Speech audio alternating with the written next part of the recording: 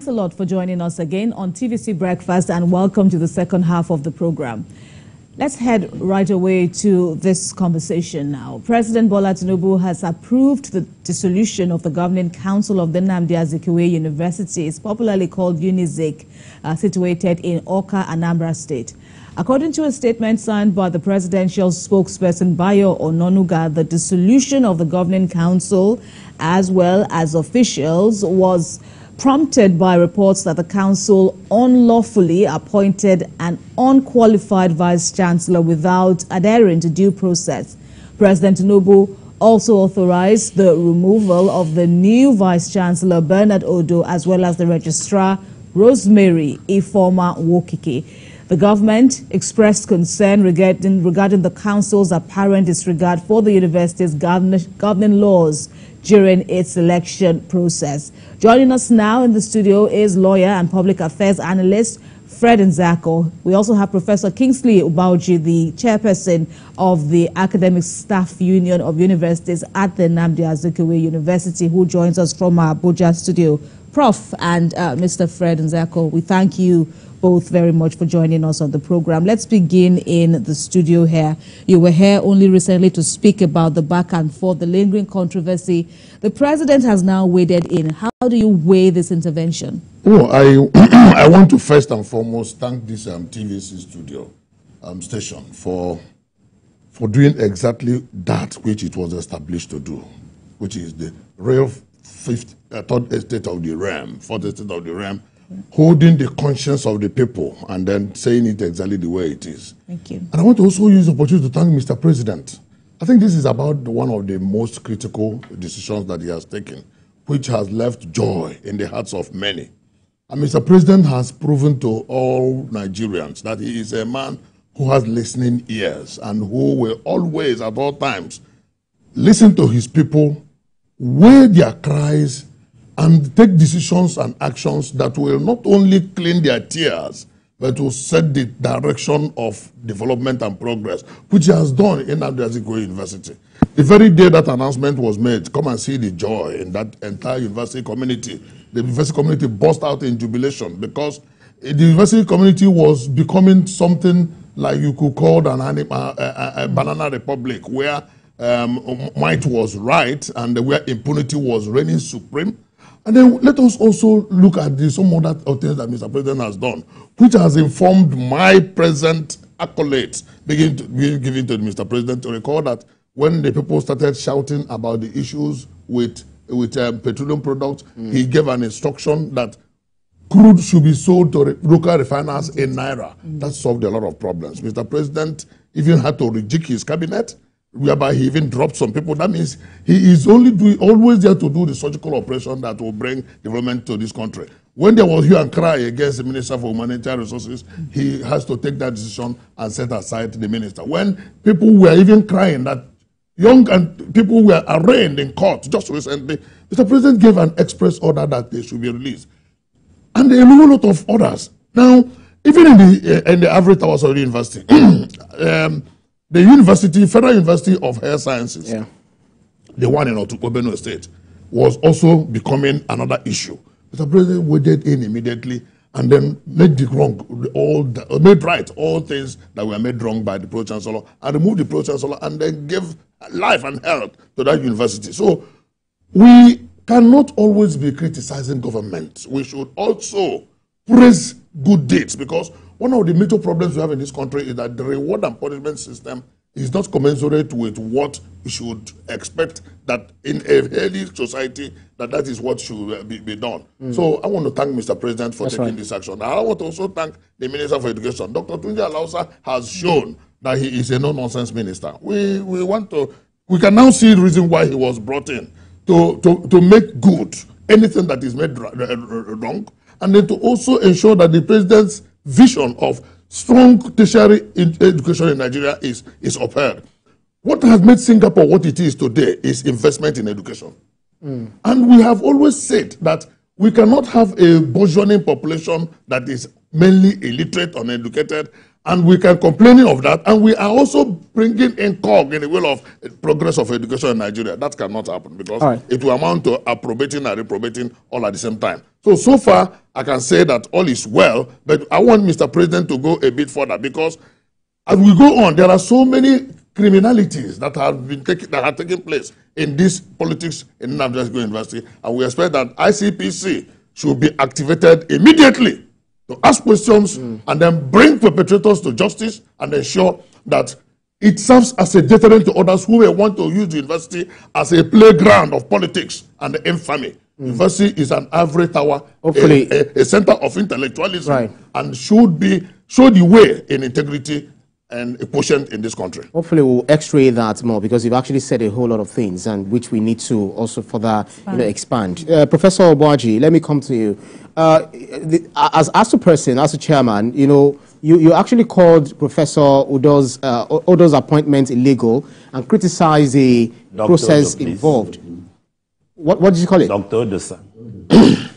Oh, okay. Pardon me. Yeah. Pardon me, Dr. Odoh. Right. So we pray for you as well. Okay. So just like my friend. No, I have not even asked my question. So the question I wanted to ask was, what specific irregularities have been identified, and how do they undermine the principles of fairness and meritocracy in university administration, especially as it relates to UNIZIK in this time around? Thank you so much. Before I answer that, let me join my voice with that of Fred, Barrister Fred, to thank the President of the Federal Republic of Nigeria, President Bola Tinubu, and of course the Honorable Minister of Education for this quick intervention. Just like he said, normalcy is returning to the university. People are now happy. So many people disappeared. People were not talking, people were not courageous, because there is one of the people, his team, that was saying the sledgehammer. The pro-chancellor will bring his sledgehammer to bear on our members. So nobody wants to receive the effect of the sledgehammer. And so many people disappeared, but they were cheering from behind. So we want to thank the President, we want to thank the Minister, we want to equally thank the ASU President, and we want to thank the MD Khan President for all their involvement. Now, we've discussed this in the past. Let me say again, this is not a personal issue. It is a union matter. We started with roadmap, we started with level playing ground, we presented a lot of things at Congress, and we took decisions. So things began to go awry when the Pro-Chancellor became a lord unto himself. And so many things are opening up. Some people ask, why didn't you go to court? I say, can you go to court if things are not yet clear? It was until some things are clear that this young man submitted his document. And if you look at the young man, the Federal University of Guzo just released a publication saying that they don't know him again. That is by the registrar and secretary to council. And coincidentally, we observed that the registrar appointed in our university is a member of the governing council of Federal University of Guzo. So you can see where some of these manipulations were coming from. When I was at Arise TV, they asked question if there is a political undertone, and I said I don't know. But yesterday I saw a letter from the Southeast APC vice chairman harassing the Minister of Education and saying that South is being marginalized. How does this relate? South is being marginalized with imposing on Nnamdi Azikiwe University, Awka, somebody that left the academia and joined politics from 2014. Look at his CV. He published one paper in 2014 or 15, and from 2016 to 2022, there was no paper. Until 2023, when he published one. And 2024, he published over 48 papers. Does it not say that this person has lost touch of academics, of academic environment? My brother, the truth is that we are very grateful to the President for saving us this. Because what happened in Nnamdi Azikiwe University wouldn't happen in the West. Or would it happen in the North? I don't want to begin to mention specific universities that are the same path with Let's not speculate. Let's stick to the issues, Doctor. No, we're only trying to say we are grateful that we are saved from this. Because if we are not saved, the record will be it happened here, where the Zik of Africa is named after. Thank you. All right. Well, let's come back to the studio. Doctor, please be on hold. We will, of course, come back to you to get more contributions from your end. Okay, so he was referring to the person in question. Professor, I meant to say. The person in question, the illegal VC that was removed, is a doctor. Okay. But the VC said he himself he's a professor. So and he's going to court. I can come out and say I'm professor. Well, all these are the concerning issues. How I just want to know now how you feel all of this will now bring sanity to the university system. Right, you are a keen observer of the happenings, not just here, but even in the educational sector. There still are many challenges. But with what has happened now, we even have an acting VC that has been announced, you know, in NIU. What impact do you think this will go? How much of a reprieve do you think this will bring to the situation in Nnamdi Azikiwe University? So much. I mean, the ASU chairperson, Professor Kingsley Oborji, has said, endorsing and re-echoing what I had said, that life had come back to the university. People are not just happy, but they are now free because the past governing council was already issuing ultimatum, giving people who had raised objections 7 days to withdraw their matters in court or shoot down their objection, or they will face sanctions. It's a case of an illegality sanctioning legality. I mean, how can that happen? How can it stand? And if you, there's no need one playing an ethnic card. Like the professor said, that some people are now using this as an opportunity to play some ethnic or sectional card. In an interview by Dr. Odoh, monitored in another national television, Indeed. Where he said that it's because he's an Ebonyi man, that there's a gang up around him. A gang up around you when the issues, instead of you to answer the issues directly, you are now emotionally blackmailing even Mr. President. And that was why he said that the moment that he was going back to the office until, and the anchor person in that place warned him about the issues about confronting Mr. President, who by section 130 subsection 2 of Nigerian Constitution says he is not only the head of state, he is the chief executive of the federation. That is Mr. President and the commander-in-chief of the armed forces. Allow me to interrupt further so you can also speak to another issue that the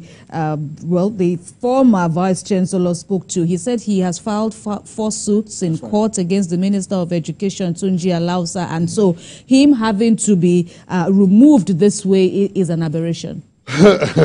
What makes it an aberration? The court has not said anything. What will now happen is that he should go and withdraw Odoh suit the same way he was compelling others to go and withdraw suit.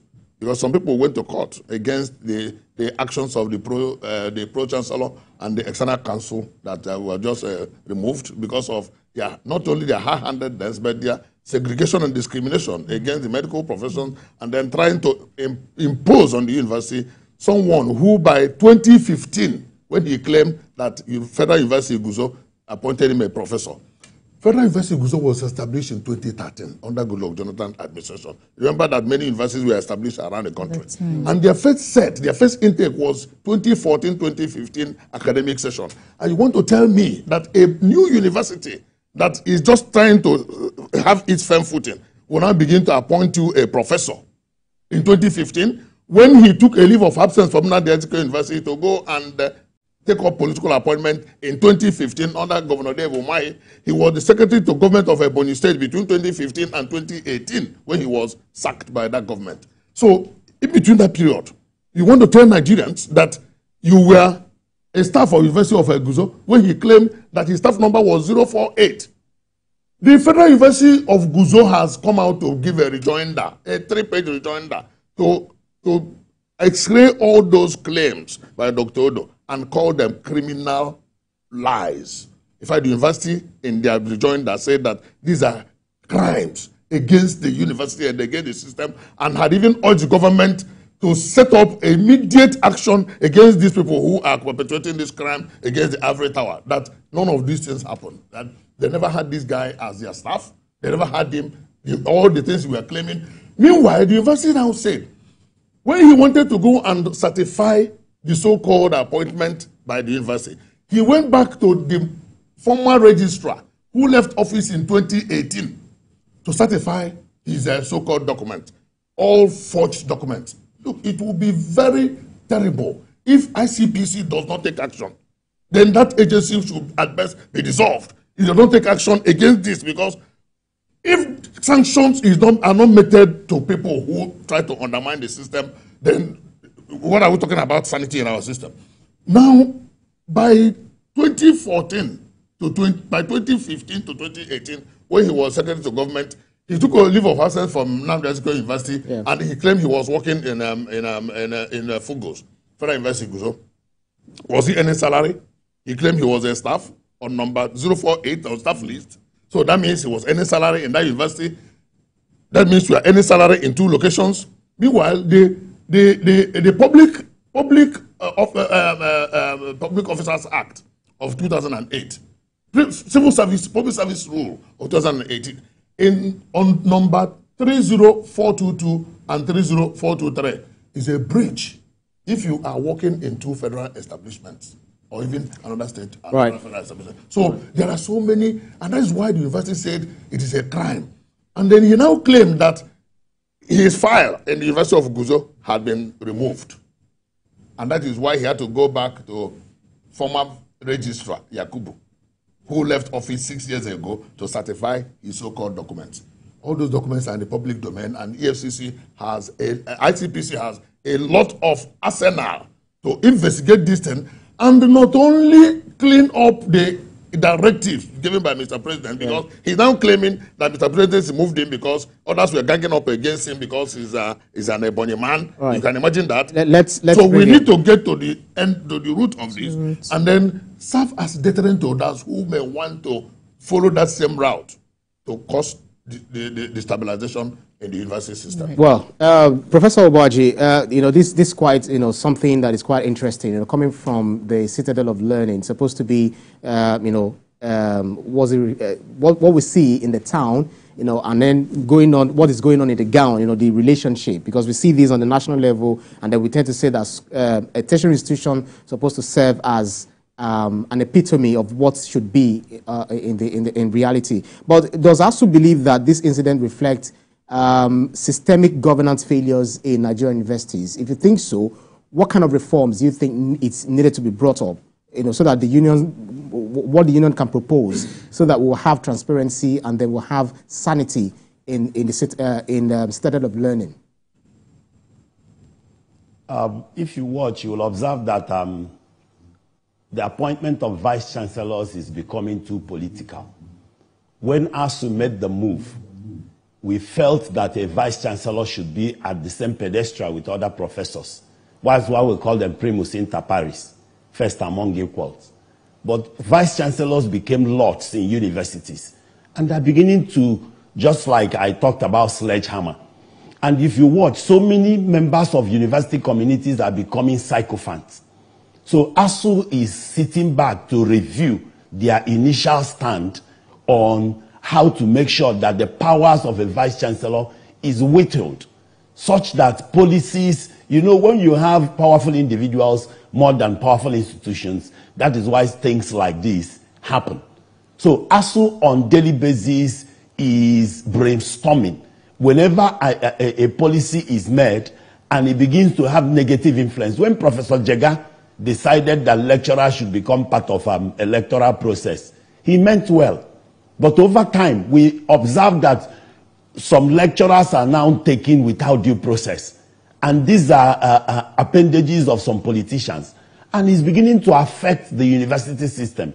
So the President of the Federal Republic of Nigeria, our appeal is to listen to ASU so that we can brainstorm together and design a modus, a policy that would break off the effect of politicians in the university. Remember, the university is where the youths are being trained. So if university is compromised, this nation is completely compromised.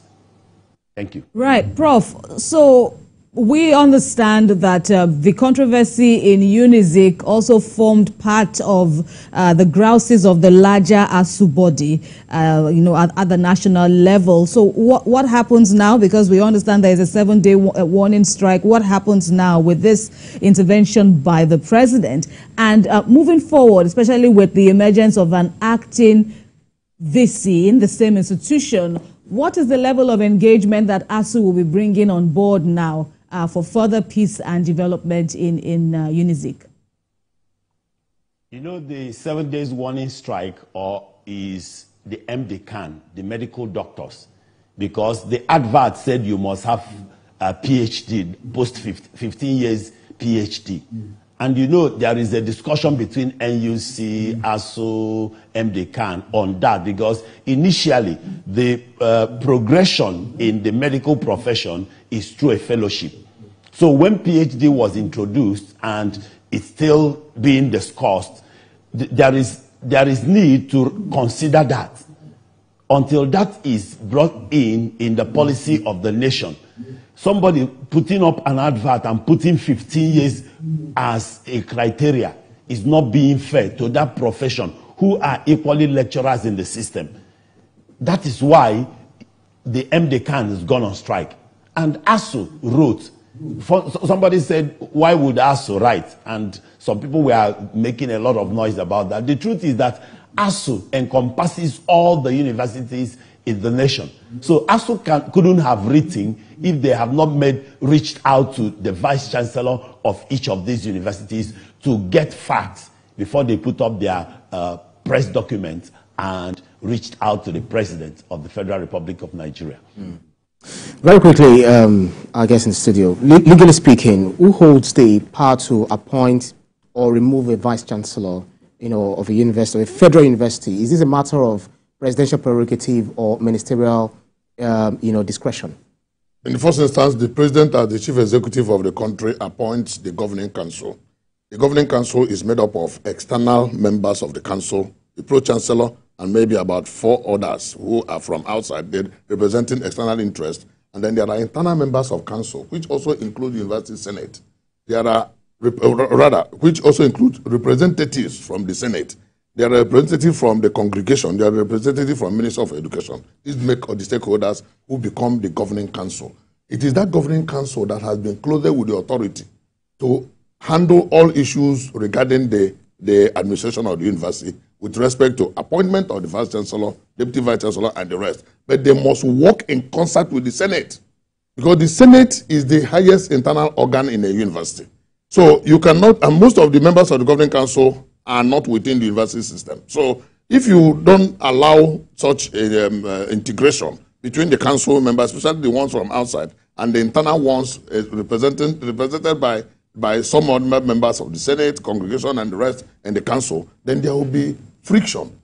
What happened in this particular case is that the external council members took, especially the chairman of council, who is the pro-chancellor, single-handedly manipulated the whole system, from the appointment of the registrar down to the appointment of the vice-chancellor that was removed. And to make it worse, a vice-chancellor that was completely unqualified, who by 2019 was just made a reader. That is an associate professor by the same university. And this is the same person that is claiming that another federal university made him a full professor in 2015. By the IPPIS, the payment platform of the federal government, his name is, as at August this year, is still appearing as an associate professor. And he still takes salary as an associate professor. So how come are you now claiming that overnight you were made a professor to the extent to come and contest for the office of the vice-chancellor when you have not even headed a department anywhere, or become a dean or any college head or director anywhere? So it became very obvious that the pro-chancellor himself had his own personal agenda, which was inimical to the progress of Nnamdi Azikiwe University. And that is why the entire community is very grateful for Mr. President, very grateful for the actions of the Minister of Education. Forget all this emotional blackmail that they are giving against government the government has done what is right in this case. All right. That's all we have time for. But we thank you very much, Fred Nzako, for your contributions on the program, as well as Professor Kingsley Ubaojo, the chairperson of ASU. Thanks a lot for your clarification earlier, by the way, on the MD-CAN strike, and, of course, on all these silent issues that you have continued to push for. Thank you. Thanks a lot. Thank you.